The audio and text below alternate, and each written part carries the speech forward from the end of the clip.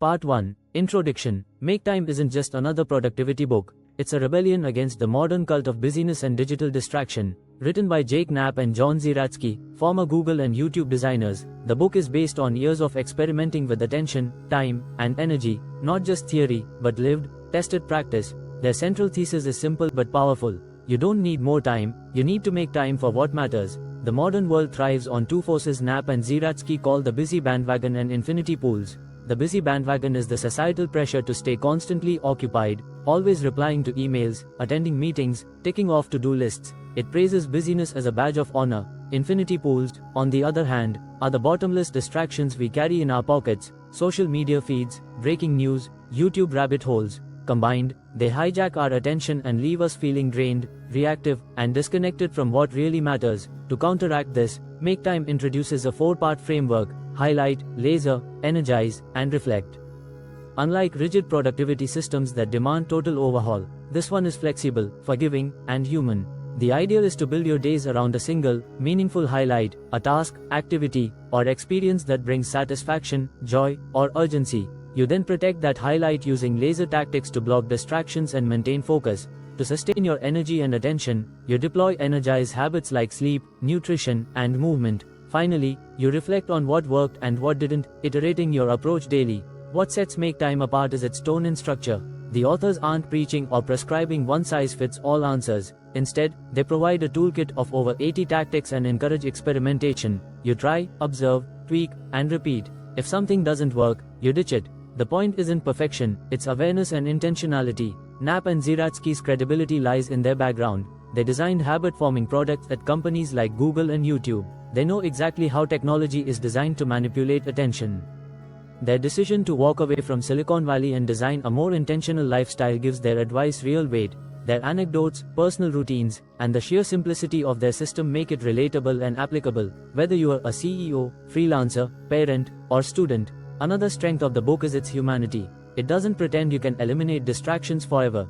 Instead, it encourages being kind to yourself while still taking control. It promotes choosing what you care about and creating space for it. Ultimately, Make Time is less about doing more and more about doing what matters. It's about reclaiming your attention, living deliberately, and refusing to let technology or external demands dictate the quality of your days. Section 1. Highlight. Choosing what matters. 750 words. At the heart of the Make Time system is a deceptively simple daily habit.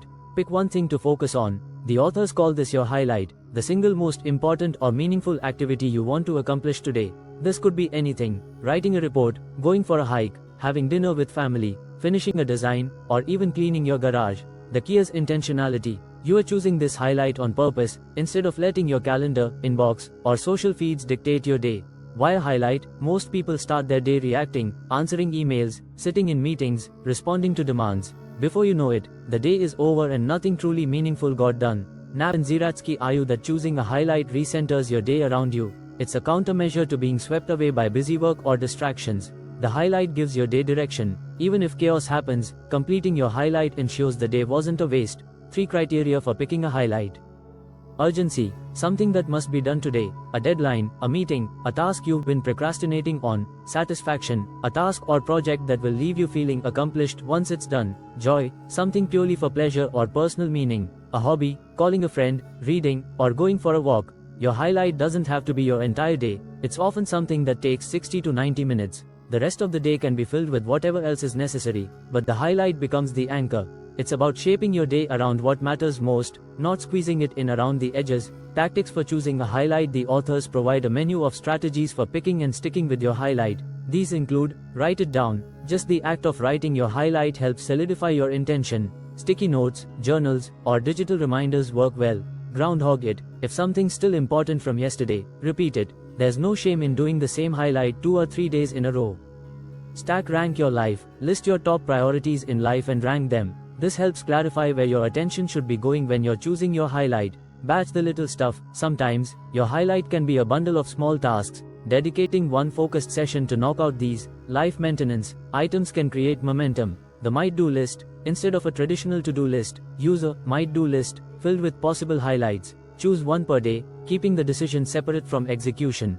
The burner list, inspired by Warren Buffett's strategy, this tactic has you maintain 2 main focuses: one front burner, primary highlight, and one back burner, secondary priority, while ignoring everything else. Run a personal sprint, commit to the same highlight for several days in a row, building momentum and deeper focus. Each of these tactics can be adapted to suit your mood, energy, and schedule. Some days you may choose a highlight based on joy, like working on a painting. Other days, it may be a deadline-driven task you can't avoid. The goal is not consistency for consistency's sake, but alignment between your intentions and your actions. How the highlight changes everything. Knapp and Zeratsky note that something powerful happens when you commit to a daily highlight. It rewires your brain from reactive to proactive. You begin your day asking, what's the one thing I want to look back on and say, I did that? This question can change the entire tone of your day. Instead of scattering your energy across 20 tasks, you channel your focus into one mission. Even more important, the highlight creates memorable moments. As the authors say, busy days blur together into forgettable weeks and months. But when you make time for something meaningful each day, life feels richer. You start to create a highlight reel of moments that matter. Flexibility over perfection. You won't always nail it. Some days, your highlight may get derailed. Life happens. But the make time system is forgiving. Each day is a clean slate. You don't fail if you don't finish, because the point isn't perfection, it's about practice. Over time, the habit of choosing a highlight helps you become better at protecting your time and attention, one day at a time. Section 2. Laser. Defend your focus. Once you've picked your daily highlight, the next challenge is actually making time for it. This is where the second pillar of the make time method comes in, laser, a mindset and a set of tactics designed to help you focus and eliminate distractions. Knapp and Zeratsky argue that the ability to focus is the most valuable skill in the modern world, and the most under attack. Our attention is constantly being hijacked by what they call infinity pools, bottomless sources of content like Instagram, email, YouTube, news feeds, and Netflix. These platforms are designed to keep you scrolling, watching, reacting, never finishing. In other words, they steal your laser mode. Laser mode is the state of deep focus where you get absorbed in what you're doing. Time flies, distractions disappear. You're in control. The goal of this step isn't to become a productivity robot, it's to experience more moments of deliberate, satisfying work or rest. But to get there, you'll need to make some active changes in how you interact with technology and your environment. Tactics to get into laser mode. The book offers dozens of tactics for sharpening your focus. Here are the most effective ones. 1. Try a distraction-free phone. Delete apps that suck you in, social media, news, games, email. This alone can free up hours. Knapp and Zeratsky suggest treating this as a temporary experiment. Remove the apps for a week and observe how it feels. Most people report feeling calmer, less anxious, and more present. 2. Log out. Ad friction. Logging out of distracting sites makes it harder to mindlessly open them. If you have to enter a password each time, you'll think twice. 3. Nix notifications. Turn off all but the essential alerts, e.g., texts from family or calendar reminders. Notifications are designed to be irresistible and interruptive. Getting rid of them is like shutting off a fire alarm that never stops. 4. Clear your home screen. Move all your apps off the home screen so you are not triggered visually every time you open your phone. A blank home screen creates a moment of pause, enough to rethink opening your device. 5. Wear a wristwatch. The simple switch prevents you from pulling out your phone just to check the time and ending up lost in a digital wormhole. 6. Leave devices behind. Sometimes the best way to use your phone is to not have it at all. Go for a walk without it. Read a book. Be offline on purpose. This breaks the habit loop and gives your brain room to breathe. Infinity pools. Know your enemy. Infinity pools are especially dangerous because they never end. There's always one more episode, one more notification, one more article. Even a quick check can snowball into an hour lost. That's why Knapp and Zeratsky recommend completely avoiding these pools during your highlight. They offer tactics like, skip the morning check-in. Don't start the day with email or social media. Mornings are prime time for focused work. Put a timer on the internet. Use apps like Freedom, Cold Turkey, or built-in screen time limits to block distracting sites during work blocks. Cancel the internet. For the bold, get rid of home Wi-Fi. They even suggest having a friend change your password temporarily. Trade fake wins for real wins. Avoid small wins, like checking inboxes that feel productive but aren't meaningful. Focus on your highlight instead. Beating the system you helped build. It's worth noting that Knapp and Zeratsky helped design some of the very tools they now warn against. They're not anti-technology. They just understand how the incentives of big tech clash with your personal priorities. They argue that it's not your fault you get distracted. Your devices are literally engineered to do that, but it is your responsibility to fight back. They suggest turning your tech tools into actual tools. If you want to use social media, make it intentional, schedule it, set time limits, or use it on your computer instead of your phone. Create boundaries, just like you would with work or food. Laser is a skill. Focus isn't just a condition, it's a muscle. The more you practice laser mode, the stronger it gets. Don't expect to be perfect. Distractions will still happen. What matters is that you recognize them, reflect, and reset. Each time you return to your highlight, you're rewiring your brain to resist distraction and stay engaged. Section 3. Energize. Fuel your body to focus your mind. You can have the perfect highlight and rock-solid laser focus, but without energy, it all falls apart. That's where the Energize pillar comes in. Jake Knapp and John Zeratsky argue that your body is not just a vehicle, it's the power plant for your attention. If you want to make time for what matters, you have to treat your physical and mental energy like a finite, precious resource. You don't get more focus by trying harder, you get it by feeling better. This section of the book is about reclaiming that fuel. The Energize tactics aren't revolutionary. In fact, most are simple, obvious lifestyle changes you already know are good for you, but Make Time reframes them as focus tools, not just health tips. That subtle shift changes everything. You're not eating better to be virtuous, you are doing it to stay sharp, creative, and in control of your time. Move your body, but don't be a hero. Knapp and Zeratsky encourage daily movement, but they reject the all or nothing mindset. You don't need to train for a marathon. In fact, one of their mantras is, do something, anything, every day, even 5 minutes counts. Walking is highly recommended, it's easy, underrated, and boosts both mood and brain function. They suggest taking walking meetings, choosing stairs over elevators, doing short workouts like the 7-minute routine, replacing convenience with movement, e.g., walk to get coffee. You're not trying to win the fitness Olympics here. You are building a daily habit that keeps your body and mind in sync. Eat real food. Junk food spikes your energy, then crashes it. Sugar, processed carbs, and mindless snacking make it harder to focus. Instead, Make Time recommends a hunter-gatherer approach. Eat food, not too much, mostly plants, a nod to Michael Pollan. That means whole foods like fruits, vegetables, nuts, meat, and fish. Cooking simple meals at home, packing real snacks like nuts or cut fruit. They also recommend central parking your meals. Fill half your plate with salad or greens first, then add everything else. This helps you naturally eat lighter and feel more energized after meals. Master your caffeine. Caffeine is a tool, but only if used wisely. Instead of reaching for your first cup as soon as you wake up, the authors advise waiting until around 9:30 a.m., when your cortisol levels, your natural alertness hormone, begin to drop. That's when caffeine does its best work. Other tactics include preemptive caffeine. Drink coffee 30 minutes before your typical crash time. Caffeine naps. Drink coffee and immediately take a 15-minute nap. By the time you wake up, the caffeine kicks in and you're refreshed. Switching to green tea for a smoother, sustained energy boost. Know your cutoff time. Most people should stop caffeine by mid-afternoon to avoid disrupting sleep. Caffeine can supercharge your focus, but only when it works with your body, not against it. Sleep in a cave. Sleep is the foundation of energy, period. The authors take it seriously. Their advice: treat your bedroom like a cave. Remove all screens, TV, phones, tablets. Use blackout curtains or a sleep mask. Ditch bright lights before bed. Use dim lighting and night mode. Wake up with a sunrise alarm clock, not your phone. They even suggest faking the sunset. Dim your house lights at night so your body starts winding down. And naps, totally allowed. Even 10 to 20 minutes during the day can reboot your energy and improve focus. One big warning: don't jet lag yourself on weekends by staying up late and sleeping in. The more consistent your sleep, the better your daily energy and attention. Go off the grid. Sometimes, modern life doesn't allow many moments of true quiet.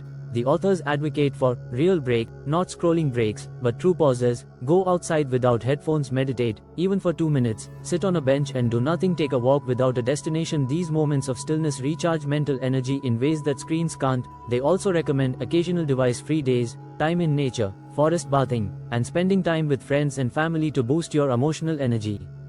Energize is the secret weapon. The biggest takeaway from this section: focus isn't just about willpower. It's about having the physical and mental stamina to stay engaged. When you're tired, you default to easy habits, scrolling, procrastinating, and reacting. When you're energized, you choose with intention. That's why Energize is more than just self-care, it's productivity at the cellular level. Section 4. Reflect. Tune your system for better days. The final piece of the Make Time system is reflect, the act of reviewing your day to understand what worked, what didn't, and how you can improve tomorrow. It's not about journaling for hours or obsessing over every choice. It's about building awareness and momentum. This small daily habit helps you refine your strategy and customize the system to your life. Knapp and Zeratsky make it clear: you won't get everything right. That's the point. The Make Time method is a framework, not a formula. Reflecting gives you the feedback loop you need to tweak, adjust, and evolve over time, without guilt or judgment. Why reflection matters: most productivity systems skip this step. They focus on planning, organizing, and execution, but ignore the value of looking back. Without reflection, you repeat mistakes. You rely on hope or habits instead of clarity. When you reflect, you gain insight into which highlights give you satisfaction or joy, what drains your energy, which tactics actually help you focus, what distractions consistently derail your day. The result is a feedback loop that gets tighter and more accurate with time. You stop guessing how to use your time and start knowing how to reflect. The authors recommend a simple practice. Take 5 minutes at the end of the day to answer 2 questions. What was your highlight? How'd the day go? That's it. You can do this in a notebook, a notes app, or even on a sticky note. Over time, patterns emerge. You might notice that highlights related to personal relationships give you more energy than work tasks, or that trying to read news in the morning derails your focus every time. The simple data builds self-awareness, which drives better choices. You can also rate your day on a scale from 1 to 10. This helps track your mood and focus over time. A 7 might mean your highlight got done, you felt energized, and distractions were manageable. A 3 might point to a bad night's sleep or a calendar full of pointless meetings. The idea isn't to be perfect, it's to identify adjustments that make tomorrow better. Tweak your tactics. Make time isn't a rigid schedule, it's a buffet of tactics you can mix, match, and modify. Reflection helps you figure out which highlight strategies help you commit and follow through, e.g., writing it down, using the burner list, which laser tactics keep you in flow, e.g., nixing notifications, clearing your phone screen, using a visible timer, which Energize habits boost your stamina, e.g., morning walks, delaying caffeine, taking device-free breaks. When a tactic stops working, or feels forced, you can change it. When something clicks, double down. Reflection turns make time into a living system. It evolves as your goals, responsibilities, and circumstances shift. Build momentum, not guilt. One of the book's strongest messages is that every day is a fresh start. If you had a scattered day, if you ignored your highlight, if you doom scrolled for an hour, it's fine. Reflect, adjust, and reset. The key is to approach this with curiosity, not criticism. Over time, you'll learn how to structure your day for focus, which habits energize you most, what really matters to you, not just what feels urgent. That learning is invaluable. Most people drift through life reacting to whatever's loudest. Reflection brings intention back into the picture. Real-world adjustments. Knapp and Zeratsky share examples from their own reflections. Jake realized that checking email at night ruined his sleep, so he stopped entirely after 8 p.m. John noticed that writing highlights in the morning led to better follow-through than doing it the night before. Both found that exercising early in the day was a more consistent energy booster than working out in the afternoon. These aren't grand insights, they're tweaks, but those tweaks, stacked daily, compound into better weeks and better months. Make time equals make progress. Reflection is where growth happens. You stop running on autopilot, you learn how you work best, which days feel great, and which decisions lead to regret. You start to design your days instead of surviving them. The authors liken it to debugging a program. Each day is a test run. When something fails, you analyze the error, tweak the code, and try again. That's how you build a system that's personal, resilient, and aligned with your values. Section 5. Putting it all together. Living the Make Time way. By now, you know the Make Time framework isn't about doing more. It's about doing what matters, deliberately, every day. The final chapters of the book show how to weave the system into your life in a way that's practical, personal, and sustainable. Jake Knapp and John Zeratsky don't offer a 30-day challenge or a rigid morning routine. Instead, they encourage an experimental mindset. Try one tactic, observe, reflect, adjust, repeat. That's how Make Time becomes not just a method, but a way of life. The real goal, a highlight reel life. One of the book's most powerful metaphors is the idea of building a highlight reel. Instead of letting your days blur together in a haze of busyness and screen time, Make Time helps you create standout moments, memories, accomplishments, and connections you'll actually remember. This doesn't mean every day has to be extraordinary. It means each day includes something intentional, something chosen, something you'll be glad you did. The goal isn't productivity for productivity's sake, it's to feel fulfilled, focused, and present. Mindset shifts that make the system work. To truly live the Make Time way, the authors recommend adopting a few key mindsets. 1. Every day is a new test. There's no such thing as failure, just data. If today didn't go well, reflect and tweak. Maybe your highlight was too ambitious, maybe a laser tactic didn't work. That's okay. Tomorrow is a fresh slate. 2. Forget perfection. Trying to do everything right is just another distraction. You don't need to be perfect to see results. Half a highlight is better than none. A 10-minute walk still counts. What matters is forward motion. 3. Optimize for joy, not efficiency. This is a major break from most productivity systems. Don't just chase what's urgent or impressive, chase what matters to you. Time spent making a drawing, playing music, or having coffee with a friend can be just as valuable as crushing a to-do list. Advanced tactics and deep cuts. Later chapters of Make Time introduce deeper tactics that build resilience, reduce stress, and reclaim your time on a larger scale. Here are a few standouts. 1. Slow your inbox. Email is one of the worst infinity pools. Knapp and Zeratsky offer clever ways to take control. Check email once or twice a day, not constantly. Block email time on your calendar. Just like meetings, pretend email is regular mail. Respond later, not instantly. Set expectations that you don't respond quickly, and that's okay. 2.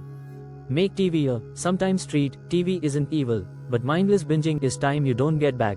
The authors recommend moving the TV out of your main living area using a projector. Harder to start equals more intentional watching. Canceling streaming services to create friction. Taking a TV break for 30 days and tracking what you do instead. 3. Stay out of infinity pools. The idea of infinity pools, social media, news, YouTube, etc., is core to Make Time. To escape, delay the morning check-in. Don't look at your phone right after waking.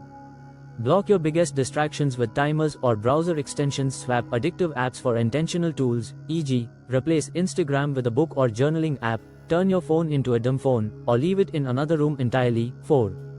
Create friction on purpose. Easy is the enemy of focus. Knapp and Zeratsky suggest creating barriers between you and your distractions. Sign out of apps after use. Use two-factor login to make re-entry annoying. Keep distracting devices out of reach or out of sight. These small frictions buy you time to reconsider your impulse. Make it personal. The book closes with a simple but powerful idea. Customization beats conformity. Use the tactics that work for you. Ignore the ones that don't. Combine them in your own way. Some readers use sticky notes for daily highlights. Others keep a spreadsheet. Some check email once a day, others twice. The format doesn't matter.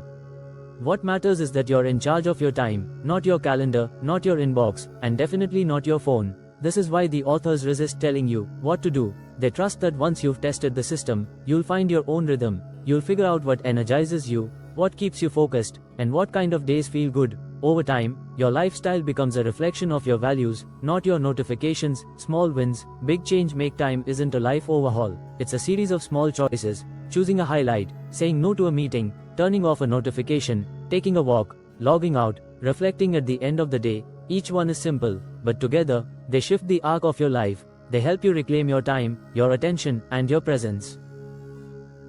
Conclusion. A new way to own your time at its core. Make Time is a bold rejection of the modern default. It pushes back against the lie that busyness equals importance, that checking email is work, and that distractions are just a fact of life. Instead, Jake Knapp and John Zeratsky offer a better deal. A simple, flexible system for making time for what matters, every single day. The book isn't about working harder. It's not about doing more, faster. It's about doing less, on purpose, with presence. That starts with the 4-part daily rhythm. Highlight, choose the one meaningful thing you want to focus on today. Laser, beat distractions so you can actually do it. Energize, take care of your body to fuel your mind. Reflect, learn from what worked and improve what didn't. This loop repeats every day, and with each repetition, you gain clarity. Not just about productivity, but about life. You start to see what you value, what drains you, what actually makes you happy. And then you do more of that. The brilliance of Make Time is how human it is. It doesn't guilt you into waking up at 5 a.m. or pretend you can master every second of your schedule. It meets you where you are, with kids, jobs, meetings, deadlines, distractions, and helps you carve out moments of clarity anyway, one day at a time. The authors also understand the enemy, technology designed to capture your attention. They built it. Now, they're showing you how to take back control, not by quitting tech, but by using it intentionally. They offer tactical, low-effort changes that can create massive focus. Clearing your home screen, wearing a watch, deleting one app, skipping the morning news scroll. And when things go sideways, because they will, the system doesn't break. You just reset. Every day is a fresh start. There's no failing here. Just learning. Over time, this process adds up. You build a life that feels less frantic, more focused, less filled, more full. A life with more mornings where you get one important thing done before the chaos hits. More evenings where you read or walk or talk, instead of disappearing into a screen. More energy.